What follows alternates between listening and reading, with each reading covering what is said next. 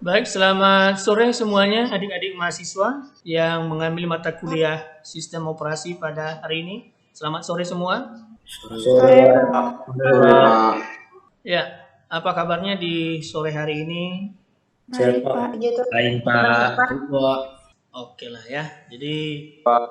ya, kalau semuanya bisa menjawab saya dengan begitu semangat pada sore hari ini, berarti kita bisa mengikuti perkuliahan ini dengan baik, gitu ya.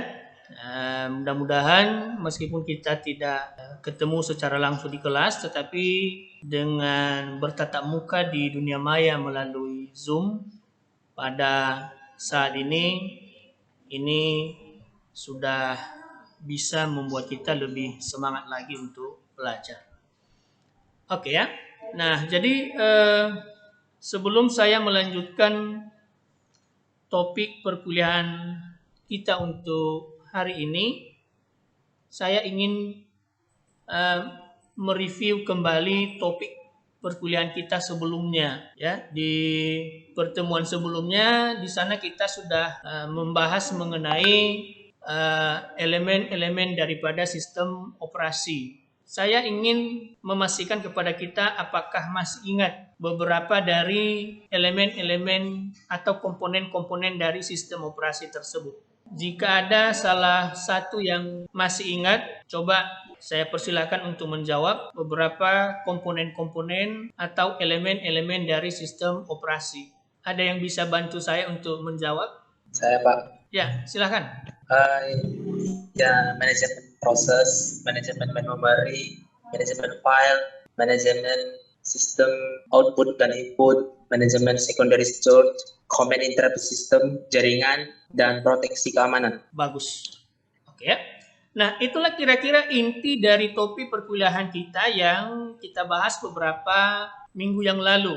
Di sana kita sudah mengupas tuntas tentang apa saja elemen-elemen atau komponen-komponen yang ada di dalam sistem operasi. Elemen-elemen atau komponen-komponen ini nantinya adalah merupakan modul yang bekerja secara mandiri untuk melayani permintaan-permintaan yang diajukan oleh user di dalam sebuah sistem komputer. Gitu ya. Jadi artinya kalau kita boleh analogikan bahwa sistem operasi itu ibarat presiden dalam sebuah negara, katakan seperti itu ya, itu analoginya. Maka untuk melaksanakan pekerjaannya di pemerintahan, maka presiden itu membutuhkan beberapa orang yang menjadi pembantunya, yakni menterinya. Kan begitu ya. Nah, jadi menteri-menterinya ini nanti yang akan bekerja. Nah, begitu juga dengan sistem operasi. Jadi sistem operasi itu memiliki beberapa komponen yang akan bekerja nantinya untuk melayani permintaan-permintaan ketika proses-proses di dalam sistem komputer itu ada. Jadi terkait dengan topik di beberapa minggu yang lalu yang pernah kita bahas, maka pada sore hari ini kita akan masuk topik kita yang kelima, yakni membahas mengenai manajemen proses. Jadi untuk lebih jelasnya, maka coba kita lihat di slide berikut ini mengenai manajemen proses. Baik, saya ingin memastikan apakah slide-nya sudah bisa Anda lihat di monitornya masing-masing? Sudah, Pak. Baik, terima kasih kalau begitu. Nah, jadi topik kita hari ini membahas mengenai manajemen proses. Nah, sebelum kita melanjut ke topik perkuliahan ini, saya ingin menyampaikan beberapa target dari topik ini. Memang kalau secara umum, target daripada topik ini adalah bagaimana agar setiap kita mahasiswa mampu mengetahui bagaimana sistem operasi melakukan manajemen terhadap proses. Tapi secara khusus, yang menjadi target kita di sini nantinya adalah bagaimana juga agar teknik-teknik daripada manajemen proses ini tidak hanya sekedar kita ketahui, tetapi bisa kita implementasikan ke hal-hal yang lain. Jadi selain kita mampu memahami bagaimana proses itu dimanajemen oleh sistem operasi, maka kita juga bisa ke depannya mengadopsi tindakan-tindakan atau langkah-langkah yang digunakan untuk memanajemen proses ini ke aplikasi-aplikasi yang lain. Nah, jadi saya akan lanjut. Ini ada beberapa topik yang akan kita bahas hari ini. Pahami dulu bagaimana konsep daripada proses itu. kemudian ada nanti topik tentang penjadwalan eksekusi proses, ada operasi-operasi pada proses, kemudian ada proses yang saling bekerja sama, ada komunikasi antar proses, dan ada komunikasi pada sistem client server. Kita masuk pada konsep dasarnya dulu. Komputer-komputer yang pertama diciptakan belum secanggih komputer pada saat ini. Ya, kalau kita lihat dari perkembangan teknologinya, maka kita lihat sistem operasi pada zaman dulu, sebelum sistem operasi yang semakin canggih pada saat ini, itu mengeksekusi proses itu dengan single prosesor, ya kan? Nah, dengan kemampuan single prosesor ini, maka proses-proses itu dibuat di dalam bentuk tumpukan atau di dalam posisi antrian yang kita sebut dengan istilah batch system. Nah, antrian-antrian ini disebut oleh sistem operasi sebagai jobs atau tugas atau pekerjaan-pekerjaan yang harus diselesaikan. Namun karena konsepnya adalah single prosesor, maka pekerjaan ini tidak bisa diselesaikan secara paralel, tapi dikerjakan satu persatu. Jadi ditumpuk dulu. Nah, setelah ditumpuk nanti baru kemudian dipanggil satu persatu. Ya. Nah, tentu dengan menggunakan metode batch system ini ada banyak kelemahan-kelemahan yang kita dapatkan. Apa saja kelemahannya? Di antaranya adalah menggunakan waktu eksekusi yang sangat lama. Kenapa? Karena jika ada satu proses yang sudah dipanggil untuk dieksekusi, maka proses yang lain itu harus menunggu, ya, harus menunggu sampai proses yang sudah dipanggil tadi selesai untuk dieksekusi. Nah, tentu ini akan membuat sebuah konvoy efek. Apa itu konvoy efek? Yakni mengantrinya proses-proses kecil di antara proses-proses yang besar. Bahwa kalau menggunakan metode batch system ini, kelemahannya adalah menggunakan waktu eksekusi yang menggunakan waktu tunggu yang lama. Karena setiap proses kan memiliki yang namanya CPU time. Waktu yang dialokasikan untuk setiap proses, seberapa lama sebuah proses itu nanti akan dieksekusi. Nah, karena dikerjakan satu persatu, maka akan membuat semakin banyak tumpukan antrian, ya. Nah, jadi dinilai ini kurang efektif, kurang bagus. Maka dicoba dibuat sebuah metode yang lebih baik untuk bisa menyelesaikan masalah yang ada dengan menggunakan metode batch system ini. Metode apa itu? Yakni metode time share system. Bagaimana cara kerja daripada metode time share system ini? Nah, di mana jobs atau katakan tugas tadi itu bisa dikerjakan secara paralel. Jadi berbagi waktu dia. Nah, dengan menggunakan metode time share system atau pola eksekusi proses dengan berbagi waktu, atau kita katakan nanti istilahnya ini berbagi sumber daya, maka masalah yang ada di dalam batch system tadi ini bisa teratasi. Meskipun memang masih banyak nanti kendala-kendala yang lain, tapi ini tergantung daripada kehandalan daripada sistem operasinya untuk menerapkan algoritma bagaimana caranya agar masalah-masalah itu bisa teratasi, gitu ya. Nah, yang jelas bahwa dengan menggunakan metode time share system, maka proses-proses ini bisa kita eksekusi secara paralel. Atau sistem operasi bisa memberikan instruksi kepada CPU untuk memproses atau melayani permintaan-permintaan ini secara paralel. Jadi nanti kalau seandainya teman-teman mahasiswa itu membaca di buku yang lain, itu ada yang namanya jobs, kemudian ada yang namanya tasks atau processing, itu adalah merupakan istilah yang sama. Karena kadang-kala kan di beberapa buku referensi yang kita baca, ya, proses itu diistilahkan dengan job. Ada juga yang mengistilahkan dengan istilah tasks. Ada juga yang mengistilahkan dengan istilah processing. Itu sama saja. Oke ya. Pertanyaannya adalah, apakah yang dimaksud dengan proses itu di dalam sebuah sistem komputer? Nah, proses adalah keadaan daripada sebuah program ketika dia sedang dieksekusi. Atau sering juga dipendekkan menjadi program yang sedang dieksekusi. Jadi sama saja. Oke ya. Jadi ketika misalnya kita sedang berinteraksi pada saat ini dengan menggunakan sebuah aplikasi, yakni aplikasi Zoom, maka ini disebut dengan istilah proses. Kenapa? Karena kita sedang menjalankan sebuah program yang terdiri dari berbagai tahap. Mulai dari kita meminta untuk dilayani oleh aplikasi Zoom, sampai nanti kita menutup aplikasi ini. Itu salah satu contohnya, gitu ya.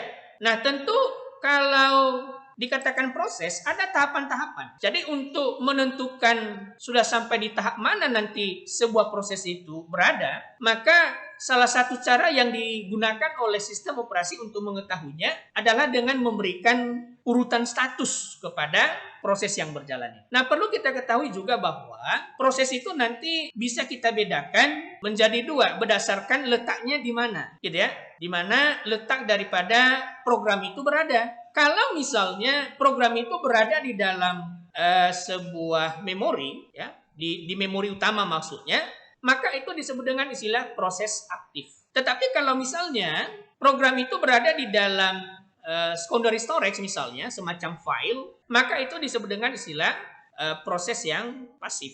Meskipun memang dua-duanya adalah program atau dua-duanya adalah proses. Tapi kalau kita lihat, ya, itu bisa kita bedakan yang mana yang aktif, mana yang pasif. Nah, yang perlu dimanajemen oleh sistem operasi itu adalah proses-proses yang sifatnya aktif tadi, gitu ya.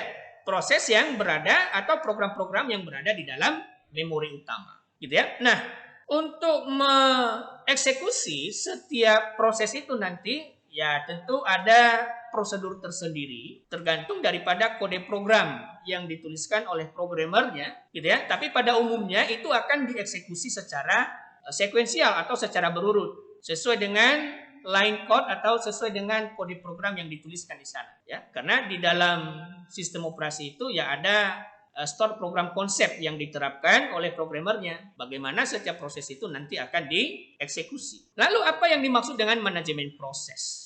Karena ada proses, lalu kemudian ada manajemen proses. Kalau manajemen itu tentu tata cara untuk mengelola. Kalau proses tadi sudah saya sampaikan bahwa definisinya adalah program yang sedang dieksekusi. Nah, jadi kalau dikatakan manajemen proses adalah suatu cara atau tindakan dalam membagi, mengalokasikan program yang akan dieksekusi sehingga menjadi tidak berantakan dan berjalan sebagaimana mestinya. Bagaimana program di dalam komputer itu bisa berjalan dengan baik dan benar, maka disinilah berperan sistem operasi untuk memanajemen proses-proses itu sehingga program itu bisa berjalan sebagaimana mestinya. Nah, pertanyaannya adalah kenapa proses itu perlu dimanajemen? Tidak bisa berjalan secara otomatis. Karena namanya komputer bisa bekerja secara otomatis dia atau bisa dijalankan secara otomatis. Tidak juga. Perlu sebuah strategi di sini. Dan strategi itu dimiliki oleh sistem operasi.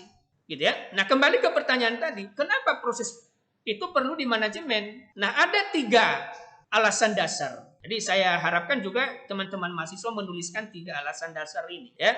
Kenapa proses itu perlu dimanajemen? Nah, yang pertama adalah karena jumlah proses itu sendiri banyak. Kita ketahui bahwa konsep daripada eksekusi data di dalam sistem komputer saat ini adalah konsep multiprogramming. Nah, berarti kalau dia multiprogramming, ada banyak program yang berjalan. Kalau ada banyak program yang berjalan, berarti ada banyak permintaan untuk dilayani. Kalau ada permintaan, kalau banyak permintaan untuk dilayani dan permintaan-permintaan itu dipenuhi juga untuk diberi layanan, berarti ada banyak tugas yang dikerjakan. Kan begitu ya? Nah, di sini kalau seandainya banyak tugas yang harus dikerjakan, sementara yang mengerjakannya hanya 1, kan begitu ya?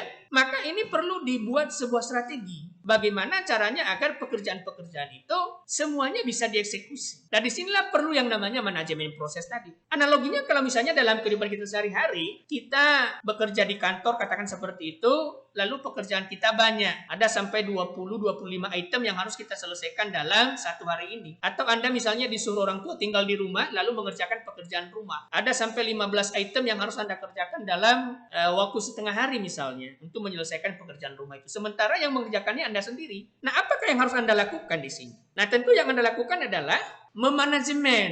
Bagaimana caranya agar pekerjaan-pekerjaan ini bisa terselesaikan secara keseluruhan tanpa ada yang ditunda untuk dikerjakan. Alasan yang kedua, kenapa proses itu perlu dimanajemen oleh sistem operasi? Karena adanya keterbatasan waktu. Ya, adanya keterbatasan waktu yang dialokasikan pada setiap proses. Nah, kita ketahui tadi bahwa setiap proses itu membutuhkan waktu, ya, membutuhkan waktu untuk dieksekusi atau disebut dengan istilah CPU time, gitu ya. Nah, dengan adanya keterbatasan waktu ini akan membuat proses-proses ini nanti ingin mendapatkan respon yang cepat. Jadi kalau seandainya lama direspon, maka dia akan kehabisan waktu. Nah, tentu kalau dia akan kehabisan waktu, maka ada kemungkinan proses itu tidak lanjut untuk dieksekusi, ya, atau sering kita istilahkan dengan program is not responding. Jadi salah satu penyebabnya itu adalah karena waktunya habis, Alokasi waktu yang diberikan untuk sebuah proses itu habis. Nah, itu alasan yang kedua. Nah, kemudian alasan yang ketiga adalah karena adanya keterbatasan sumber daya. Kita ketahui juga bahwa syarat sebuah proses itu bisa dijalankan apabila sumber daya yang dibutuhkannya itu terpenuhi. Nah, sementara bagaimana jika ada banyak jumlah proses yang berjalan, tapi ada beberapa kemungkinan di antara beberapa proses itu membutuhkan sumber daya yang sama. Nah, ini kan menjadi masalah. Bagaimana caranya agar jangan terjadi deadlock ketika ada beberapa proses-proses itu menginginkan satu sumber daya yang sama, yang mungkin juga sedang di-hold atau sedang dipergunakan oleh proses yang lain. Nah, disinilah berperan sistem operasi untuk mengatasinya, membangun komunikasi antar proses, membuat sinkronisasi, menghindari deadlock. Nah, itu adalah upaya-upaya yang dilakukan oleh sistem operasi sehingga eksekusi proses yang jumlahnya banyak ini di dalam sistem komputer bisa berjalan dengan baik, bisa berjalan dengan aman. Dan pengguna juga merasa nyaman, tidak mengalami kekeliruan atau tidak mengalami yang namanya error. Oke? Nah, jadi itu 3 alasan utamanya. Nah, terkait dengan hal itu, terkait dengan manajemen proses, lalu apa saja tanggung jawab daripada sistem operasi dalam memanajemen proses ini? Beberapa di antaranya. 1, membuat dan menghapus proses pengguna dari sistem proses. Proses itu harus dibuat, kan begitu ya? Siapa yang membuatnya? Yang perangkat input. Oke, hasilnya nanti tentu ditampilkan pada perangkat output. Oke. Nah, apabila proses ini sudah selesai dibuat, itu wajib dihapus. Kenapa harus dihapus? Ya minimal ada 2 alasannya kenapa harus dihapus. Yang pertama, agar proses ini bisa digantikan oleh proses yang lain yang sedang mengantri. Oke, jadi proses yang sudah selesai itu bisa digantikan posisinya ya oleh proses yang lain yang sedang mengantri. Yang kedua, untuk menjaga disk space atau ruang kosong di dalam memori. Jadi dengan terhapusnya proses tadi, maka tetap terjaga bahwa ada ruang kosong di dalam memori. Karena salah satu syarat sebuah proses itu bisa dieksekusi adalah dia memiliki tempat di dalam memori. Jadi kalau seandainya dia tidak punya tempat, ya kemungkinan besar dia tidak bisa dieksekusi. Gitu ya. Nah, itu yang pertama tanggung jawabnya. Yang kedua adalah melanjutkan proses. Maksudnya melanjutkan proses ini adalah ketika ada sebuah proses yang sedang berjalan, lalu diinterupsi. Nah, setelah diinterupsi, tentu nanti suatu saat akan dilanjutkan kembali. Nah, bagaimana mekanisme untuk melanjutkan proses itu? Ya, itu harus dibuat oleh sistem operasi. Jangan pula karena dihentikan, lalu kemudian ketika akan dilanjutkan kembali, lalu dimulai dari awal. Nggak boleh seperti itu. Itu akan menyita waktu. Ya, targetnya adalah bagaimana membuat waktu yang digunakan untuk eksekusi proses itu ya singkat. Meskipun tadi misalnya dia sudah pernah dihentikan sementara. Maka ketika dilanjutkan harus dibuat summary-nya atau akumulasi dari proses sebelumnya. Ya, ketika akan dilanjutkan itu dihitung. Sudah berapa lama dia dijalankan tadi. Baru sisanya itu yang akan dieksekusi. Oke ya. Nah, lalu kemudian menyediakan mekanisme untuk proses sinkronisasi. Kenapa perlu proses sinkronisasi ini? Nah, ini terkait dengan masalah waktu tadi. Jadi kalau misalnya ada 2 proses, ada 3 proses yang membutuhkan yang membutuhkan sumber daya yang sama, kan begitu ya? Nah, bagaimana caranya untuk mensinkronkan waktu pemakaian antar satu proses dengan proses yang lain. Sehingga kalau misalnya tadi kita umpamakan ada 3 proses yang sama-sama menggunakan satu sumber daya yang sama. Nah, mereka tidak kehabisan waktu untuk saling menunggu. Nah, jadi di sini dibangun nanti sebuah proses komunikasi untuk sinkronisasi. Gitu ya. Lalu kemudian untuk bisa sinkronisasi tadi maka ada mekanisme proses komunikasi. Ada komunikasi langsung dan tidak langsung. Gitu ya. Itu nanti akan kita bahas ke depan. Bagaimana mekanisme proses komunikasi langsung dan tidak langsung itu. Bagaimana komunikasi lewat buffer. Gitu ya. Nah, ini semuanya dibangun oleh sistem operasi. Gitu ya. Nah, lalu kemudian menyediakan mekanisme penanganan ketika proses ini tadi mengalami deadlock. Kenapa terjadi deadlock? Itu biasanya disebabkan karena adanya proses-proses yang saling menunggu. Atau adanya sebuah proses yang tidak mau melepas sebuah sumber daya yang sedang dia hold atau yang sedang dia digunakan ketika ada proses yang lain yang membutuhkan sumber daya tersebut. Nah, itu salah satu dari sekian banyak alasan nanti kenapa harus terjadi deadlock. Nah, kalau deadlock ini terjadi, bagaimanakah mekanisme untuk mengatasinya? Nah, semuanya ini harus dibangun oleh sistem operasi. Nah, inilah tanggung jawab. Sebelum saya lanjutkan ke slide berikutnya, kira-kira ada yang mau ditanyakan? Silahkan kalau ada. Ada kira-kira adik-adik mahasiswa? Cukup jelas sampai di sini? Jelas, Pak. Jelas, Pak. Jelas, Pak. Baik, kalau begitu saya akan lanjutkan ke slide berikutnya. Nanti kalau ada yang mau ditanyakan lagi juga bisa ditanya pada sesi berikutnya.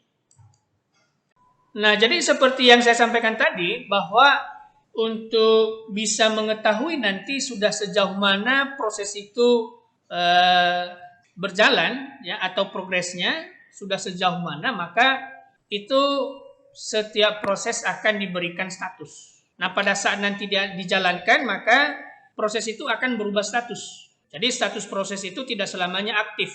Nah, kadangkala nanti ketika dia menunggu event tertentu ya sampai komplit, dia bisa berubah status.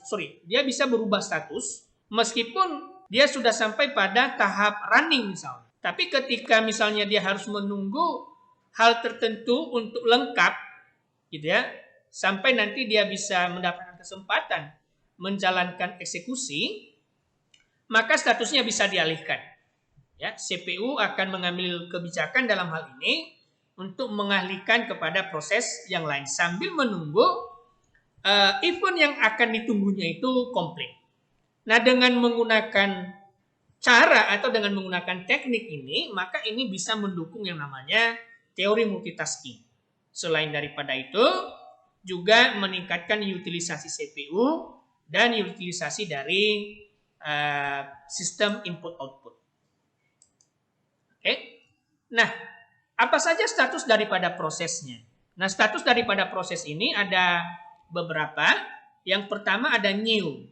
New ini adalah status ketika proses itu pertama sekali dibuat. Jadi ketika ada permintaan yang diajukan oleh perangkat input, maka itu disebut dengan istilah new. Nah, kemudian ada running. Ini adalah keadaan atau status proses ketika sedang dieksekusi. Ya, jadi instruksi yang diberikan tadi, yang dimuat pada saat proses itu dibuat pertama sekali, maka itu disebut dengan istilah running. Kemudian posisi waiting atau status waiting, ini berarti dia menunggu beberapa event yang akan terjadi.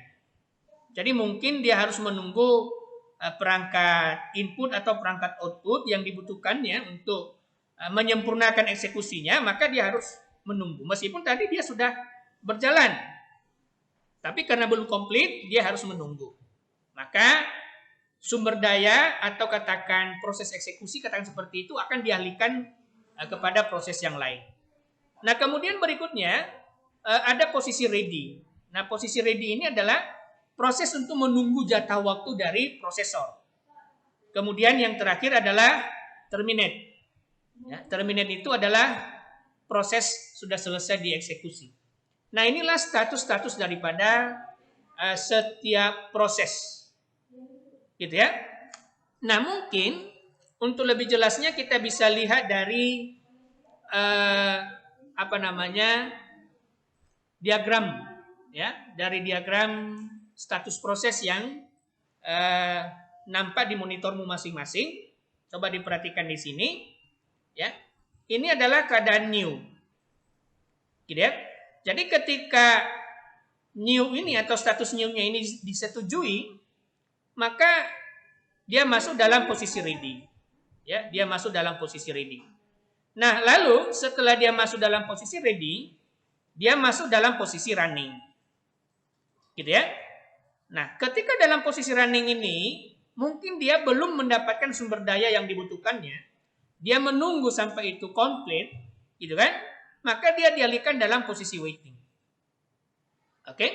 Nah, ketika apa yang ditunggunya tadi dia sudah dapat, sudah dialokasikan ke dia, maka dia balik pada posisi ready. Ya, posisi ready. Nah, kemudian ketika dia sudah berada dalam posisi ready, ya, lalu kemudian dia balik ke posisi running lagi untuk dieksekusi, dijalankan lagi. Nah, kadang-kala ketika misalnya ini sudah di running, itu diinterupsi.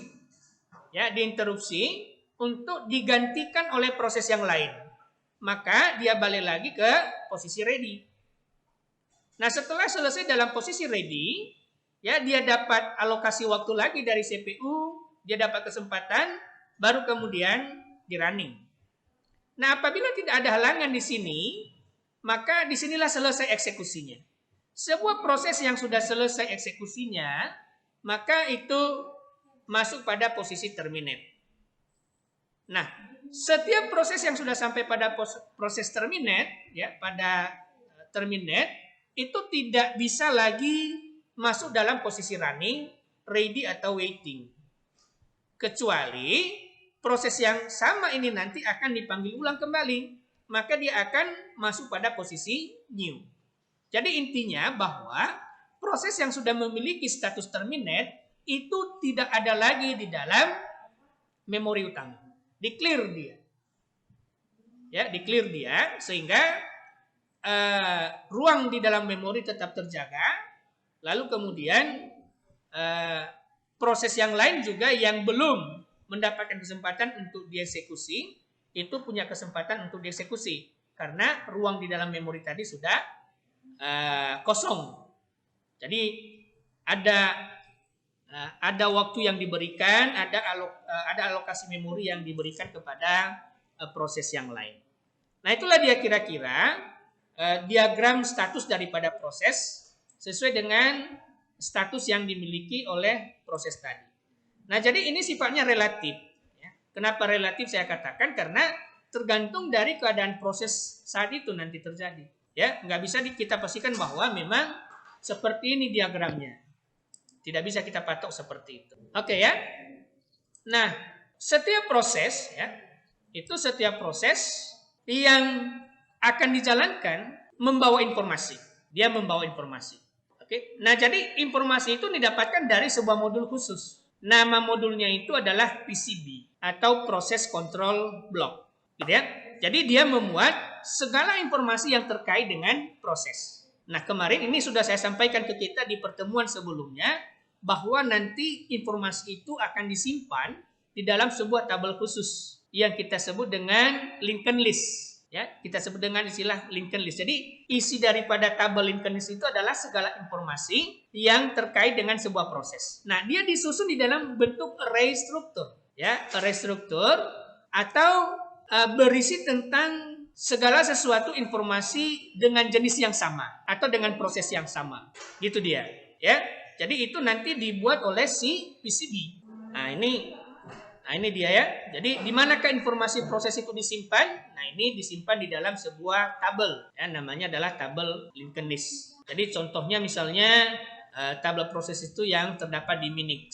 Ya, di Minix ini kira-kira strukturnya ya ketika dia disimpan di dalam sebuah entry table yang dimaksud. Nah, pertanyaannya adalah informasi apa saja yang disimpan di sana atau informasi apa yang dimuat di dalam sebuah proses tadi. Nah, ini dia ada informasi internal CPU, misalnya tentang isi register, program counternya, status CPU-nya dan lain-lain. Nah, umumnya ini di dalam bentuk stack ya atau di dalam bentuk tumpukan. Nah, kemudian berikutnya adalah identifikasi proses terkait dengan nama proses, proses number atau indeksnya, proses ID, gitu ya. Nah, kemudian informasi tentang accounting dan timer, misalnya user time-nya, system time-nya, alarm, dan lain-lain. Kemudian informasi tentang resource, misalnya informasi tentang nilai memori, kemudian nilai daripada file manajemennya. Nah, itulah informasi-informasi yang dimuat oleh PCB tadi. Ya, di mana itu dimuat? Itu dimuat pada setiap proses yang ada. Nah, informasi-informasi ini nanti yang akan dibaca oleh sistem operasi, ya, yang akan dibaca sistem operasi, lalu dia akan pergunakan untuk melakukan manajemen terhadap proses-proses yang berjalan tadi. Oke? Nah, coba Anda perhatikan di sini, di monitor Anda pada saat ini yang nampak adalah bagan kerja daripada PCB. Kalau di dalam program nanti dia, PCB ini disebut dengan istilah pointer. Jadi isi daripada pointer ini adalah informasi-informasi tentang proses yang sedang berjalan. Misalnya proses state-nya, proses number-nya, program counter-nya, register-nya, limit memorinya, dan file-file yang sedang dibuka pada saat ini. Nah, semuanya ini dimuat di dalam tabel entry tadi, di dalam linked list. Jadi yang melakukan itu adalah sebuah modul khusus namanya adalah PCB atau Process Control Block. Cara yang lain yang digunakan oleh sistem operasi selain dengan melihat status daripada proses tadi adalah dengan melakukan penjadwalan proses. Atau kalau seandainya di beberapa istilah sebenarnya bukan penjadwalan proses dikatakan, tetapi penjadwalan CPU. Kenapa dikatakan sebagai penjadwalan CPU? Karena yang mengatur waktu itu adalah CPU. Di sini nanti ya proses-proses yang sudah mengantri tadi yang banyak yang sudah membentuk stack atau tumpukan di dalam sebuah memori, nah ini akan dijadwal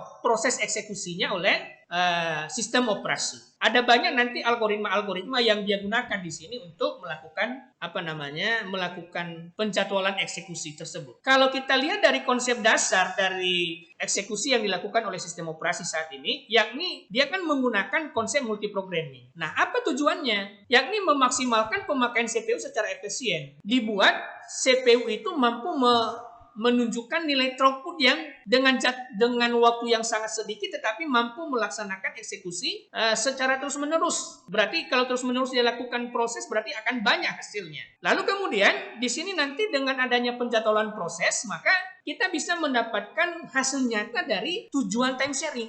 Apa rupanya tujuan daripada time sharing? Yakni bahwa terjadi pemakaian CPU yang bisa di-switch dari satu proses ke proses yang lain. Atau kita sebut dengan istilah concurrent process execution. Jadi dengan menggunakan metode ini maka sesering mungkin ini user atau pengguna bisa berinteraksi dengan sistem. Jadi CPU busy istilahnya. Ya, kesibukan daripada CPU itu tetap terjaga. Jadi semakin sibuk dia berarti kan semakin banyak pekerjaan yang dilakukan oleh sistem operasi. Semakin banyak yang pekerjaan yang dieksekusi oleh CPU gitu maksud. Nah, kemudian dengan adanya penjadwalan proses ini, maka ini bisa menjawab tantangan tentang bagaimana jika sistem prosesornya itu adalah tunggal. Berarti kalau sistemnya tunggal, berarti ini kan hanya ada satu proses yang bisa dijalankan. Dengan adanya pola penjadwalan proses, maka kita bisa membuat proses itu bekerja secara paralel. Nanti bisa kita lakukan yang namanya preemptive. Ya, di mana proses yang sedang berjalan dihentikan sementara lalu kemudian dialihkan kepada proses yang lain. Itu dia kira-kira. Proses yang lain itu bisa menunggu sampai CPU mendapatkan jadwal ya ke proses yang dimaksud. Nah, jadi bagaimana cara untuk melakukan penjadwalan proses ini nantinya bisa kita lihat pada pertemuan berikutnya ya. Di pertemuan berikutnya nanti kita akan membahas bagaimana implementasi dari algoritma penjadwalan CPU. Ada algoritma FCFS, first come first served, ada algoritma LCFS, last come first served, ada algoritma SCF preemptive, ada non preemptive dan lain sebagainya. Gitu ya. Nah, ini nanti akan kita bahas di minggu yang akan datang. Nah, kira-kira sampai di sini ada yang mau ditanyakan? Silakan kalau ada. Tidak, Pak. Tidak ada. Oke ya.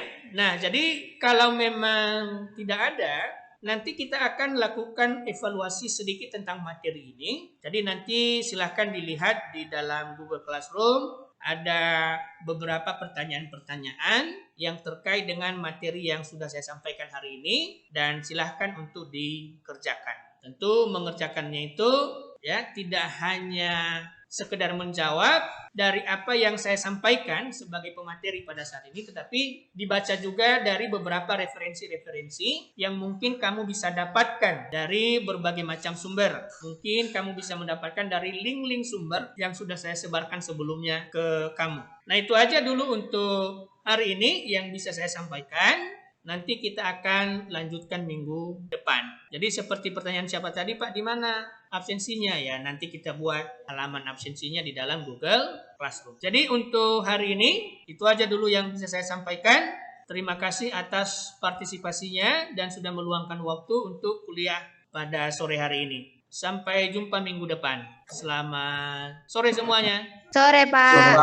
Sore, Pak. Selamat Sore, Pak. Sore, Bapak. Shalom. Pak.